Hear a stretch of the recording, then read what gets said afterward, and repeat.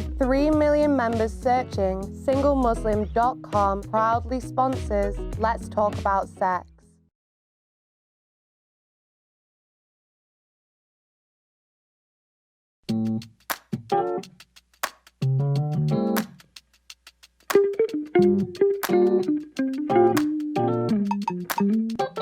Assalamu alaikum and welcome back to season 2 of Let's Talk About Sex, sponsored by SingleMuslim.com, and I am your host, Estela Rodriguez-Jebril, licensed clinical therapist and the Muslim sex coach, and we are live here on Sky Channel 752 and across Facebook, Twitter, and YouTube. And I want to invite all of you to join in on tonight's discussion and get the advice that you want, the advice that you're looking for, by simply calling in through into the studio on 01-924-231-083. And remember that standard network rates do apply.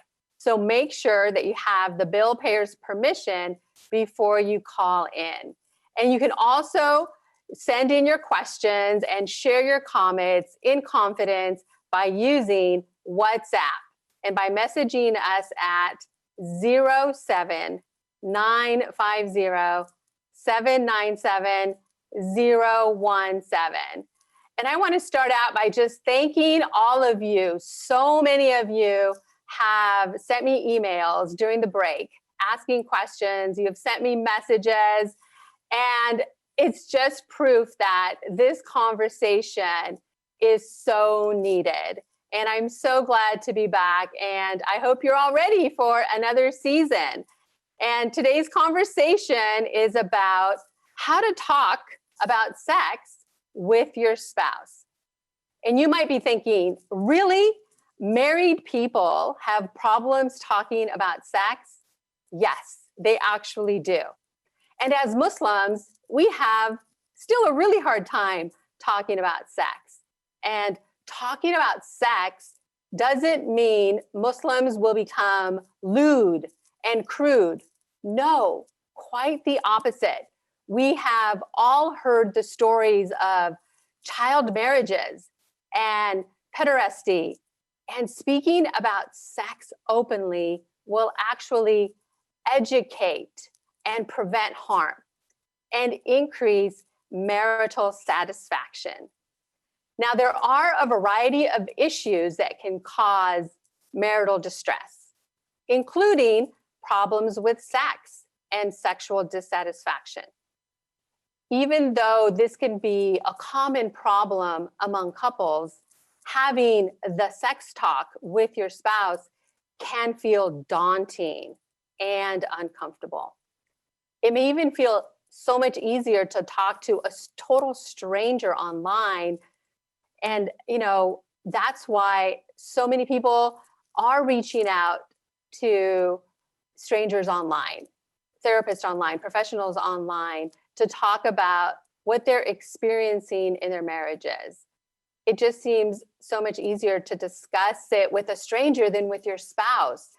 And what this actually shows is that there's a huge need for it, right? And this shows why the topic of sex is commonly discussed on public forums, online forums. The sex conversation can bring up a lot of anxiety, which can then cause you to avoid this very important conversation altogether. And I want you to know that there are some strategies to make these talks easier and definitely worth the effort. I want to share why you want to do this. I want to share with you why it's important for you to feel comfortable having sex talks with your spouse. Research has found that couples who can have these healthy sexual communications about their marriage and what their challenges are, they end up with more satisfaction in their marriage. They end up more satisfaction in their sex lives, and they end up being more satisfied with themselves. Open communication is the best strategy, and it leads to greater feelings of intimacy and a stronger and a healthier relationship with your spouse. And it's important to note that in general, talking honestly with your spouse will increase your overall ability to work through challenges, to work through tests, because they're going to show up. These challenges and these tests, yes, they're going to show up in your relationships. And because of the open communication that's developed, you're going to be able to work through those challenges so much more easily. The growth that happens in your marriage is because it develops through the struggles and through the tests with communication. And there's a lot of dean that can be developed in your marriage because of this. Now, when you make that effort to communicate openly, to communicate honestly, then your marriage thrives and your dean thrives. Some reasons that indicate that you need to talk more openly about sex in your marriage include the lack of sexual dissatisfaction. Part of the reason you got married was to have sex. And many couples put this on the back burner. If they begin to experience sexual dissatisfaction, then they put that conversation on the back burner. And with time, so much resentment is going to build up. Not necessarily because of the sexual dissatisfaction, because there's always a solution if you talk about it, but it is clearly that because the conversation about it was never had. And you are a garment to your spouse, and your spouse is a garment to you. And you can't avoid this conversation if this is happening to you. You need to step into being honest and open about the experience. Another reason that indicates that you need to have the open sex talk with your spouse is if you're having the desire to try something new, something exciting in your intimacy, and you're feeling afraid. You're feeling afraid to ask for it. You're feeling afraid to share what you want. And how can there be so much shyness in a marriage that you can't share a desire that you have for your spouse? But not expressing your sexual desire to your spouse is going to result in frustration. And this frustration is going to build, and it will begin to be projected in negative and defensive ways. You can't deny the existence of your sexual desires, and you want to be able to express them and share them with your spouse to cultivate a healthy marriage and a healthy sexual connection that is fulfilling. There's also the change in libido. The change in libido indicates the need to speak openly about sex with your spouse. What's libido? It's your overall sexual drive. And that overall sexual drive will change for you as well as for your partner. And it will change for a variety of reasons. Maybe in the beginning of your marriage, you're really excited, and then you become more nervous. Or maybe there's a new baby that's arrived and you've started your family. There's also some health issues that might be present. So a change in libido is normal, and you have to be able to talk about it.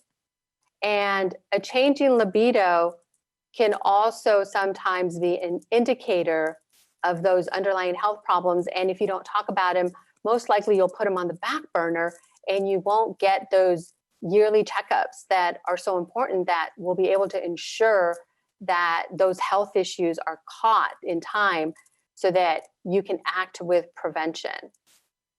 Now, other reasons that indicate that you need to set up a time to talk with your spouse is the lack of intimacy or the need for more affection. The lack of intimacy can show up for a variety of reasons.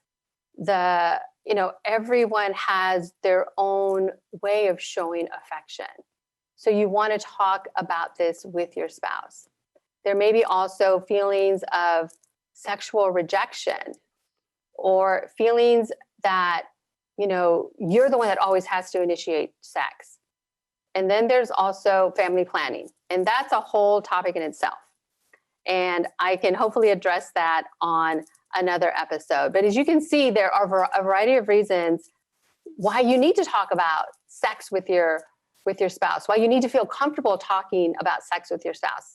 You can see that it's a powerful way to really deepen your intimacy and create a healthier and stronger connection with your spouse so that your marriage thrives. When communication is full of tension, then there's frustration, ambiguity, and hurt feelings are sure to follow. This is why cultivating the right time and place to discuss sex with your spouse is important. Waiting for the right moment to address the topics will help you to really feel comfortable and to not let that awkwardness to deter you from having these conversations that are so important. So, what has this brought up for you? Do you have questions? Do you have comments? I want you to call in with your questions. I want you to call in with your comments. Tell me, how is this landing for you? Is this something that is helping you recognize that, yeah, I've got some things to talk about with my husband. I've got some things to talk about with my wife. I've been putting this on the back burner and I'm not addressing it, and it's causing issues. Well, this is your opportunity to reflect and to let that anxiety dissipate. We're going to be taking a break and we'll be back. So make sure you send in your questions and stay tuned. I'll see you after the break.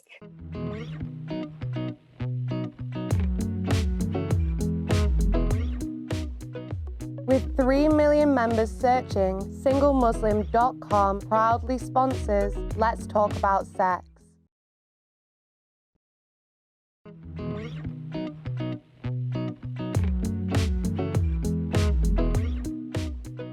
With 3 million members searching, SingleMuslim.com proudly sponsors Let's Talk About Sex. Welcome back. And we've gotten some questions, so I'd like to address those questions before we move on. The first question is a husband that's, or actually it's a wife who is saying that her husband cannot get her to reach orgasm. And how can she have this conversation without embarrassing him? And one of the things that I've been talking about today is communication, right? And there are different ways of approaching such a sensitive topic. One of the ways is to actually share what you like. Guide your husband. Let your husband know, what it is that you want to experience. And because you love him, it just goes back to that communication. Let him, it's not about, yes, of course, you want to reach orgasm, you want to experience an orgasm, but it's really about the journey getting there. And if you're so fixated on, okay, is he going to do the wrong thing or is he not going to do the right thing, then you're really taken away from the moment of pleasure. So guide him, let him know what it is that you want him to do, and explore and experiment with each other. The next question I got is a husband that is asking, how does he approach the subject of experimentation with his wife? She's a bit shy and isn't always willing to experiment. And what I would suggest is, to make things light and joyful and playful. One of the most important things to really, expand the experimentation in our love life is to be joyful and to be fun and to be playful, like play around with each other, tickle each other, and allow yourselves to not be so tense in those moments. You'll be surprised what happens. Another question is for us older women. Yes, we get trouble with lubrication as we get older. This is natural. And guess what? There are a lot of products out there. Actually, there are a lot of natural products that are actually really good for you. There are many ways to increase the lubrication so that intercourse and intimacy isn't painful. And that can be a really fun thing as well. So see what you can find out there that works for you. The last question is husband asking about, it sounds like their sexual drive changing. They've been married for 32 years and that they love each other very much, but their drive is changing. Yeah. And that's normal, like I said, and that happens. And you don't want to make it this, awkward subject. We're all going to get older. Yes. You want to be able to create excitement and love. You know each other. You've already been married for 32 years. There's a lot of fun experimentation that you can do that doesn't really even involve penetration.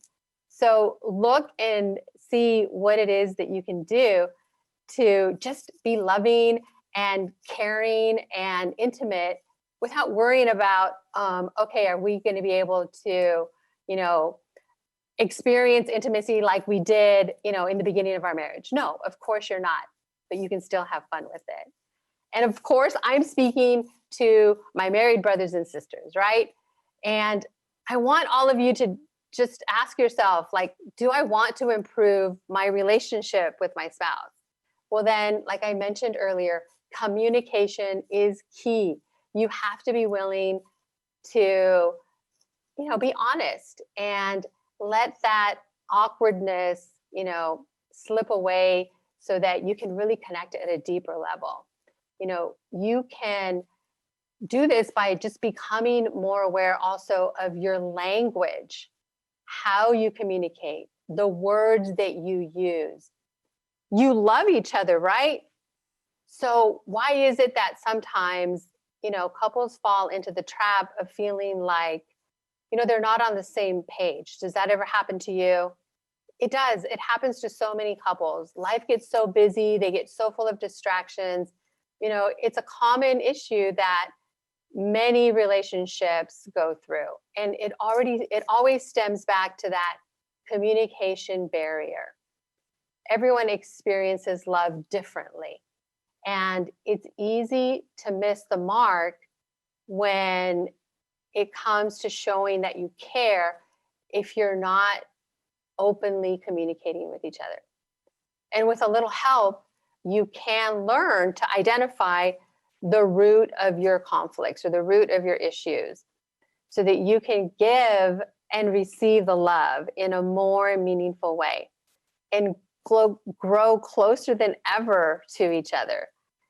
You want to be able to understand your love language, which is your primary love language. Do you know what it is? You want to be able to communicate through that love language. And you want to understand yours and you want to understand your spouse's. And you want them to understand their love language too. You want to know what it means, and you want to know how you can use it to connect more deeply and more intimately with your spouse. Yes, there is such a thing as love languages. And Dr. David Chapman introduced the 5 love languages. And I'm going to be sharing a few of those with you. People feel and express love differently. And understanding your spouse's love language is key to a long-lasting marriage that is happy, that is fulfilling. Most people know that language consists of more than just words. There's body language, for instance, and tone of voice. And yes, the language of love is just as complex. That's because different people perceive love in different ways and use different words and different actions to express it. So essentially, we all speak a different love language. So just like, being multilingual or bilingual, it can be an advantage, right? So understanding the different ways love is expressed will help you build a strong and a happy relationship with your spouse. It does require that couples, devote the necessary time to discovering the nuances of one another's love and one another's love language. It's definitely worth the effort, as that's the surest route to fulfilling one another. Now, for instance, I worked with a couple that disagreed on absolutely everything, except that they loved their kids. The husband knew that his wife was a good mother, and still, he didn't feel that he was giving him the affection that he needed. And then the wife knew that her husband was a good provider, a good caretaker for the family, for the kids, and she still didn't feel he ever had time for her. What's the problem? The husband's primary language was physical touch, and the wife's was quality time. And they were having a really hard time understanding. So as you can see, understanding your partner's love language is essential. And many couples get so caught up with life that they forget to express admiration for one another. They begin to take each other for granted and get caught up in the stresses of life. There's no sweeter sound than words of admiration from your spouse. This is the idea behind the love language called words of admiration. Giving verbal compliments is the most effective way when it's done in just a simple and straightforward manner. So I want you to take a moment right now and reflect. When was the last time that you told your spouse, hey, you look sexy? Or when was the last time that you really expressed appreciation for something that they did? We live in a time where, we have so many distractions, and time is one of those valued commodities. It's priceless. So quality time is another love language. You need to be able to give each other undivided attention. We need to be able to give each other undivided attention in our marriage. So there are so many, aspects of love language, that all the nuances that you want to learn. You want to be able to, communicate with your husband. You want to be able to take the time to learn. So I want you to understand that there are websites where you can find quizzes to really understand your love language and explore together. It's so important to be able to talk about the problems that you're facing. It's so important to talk about the problems that are happening inside the bedroom and outside of the bedroom. You are garments to each other, and you're always going to be challenged. And when you don't know where to turn, ask for professional help. You can't always help yourself. And it's important to also be able to reach out to professionals that can help you so that you can help yourself and you can have the marriage that you want, the fulfillment that you want. I want you to keep sending your messages, your questions, your feedback. This is a topic that needs to become a topic that we're all comfortable with.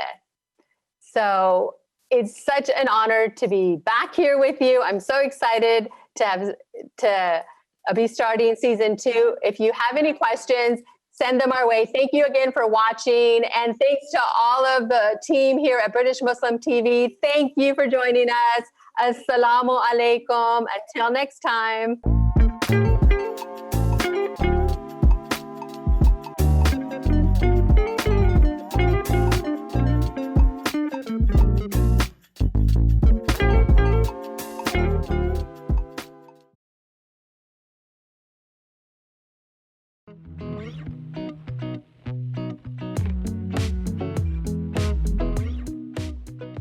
With 3 million members searching, SingleMuslim.com proudly sponsors Let's Talk About Sex.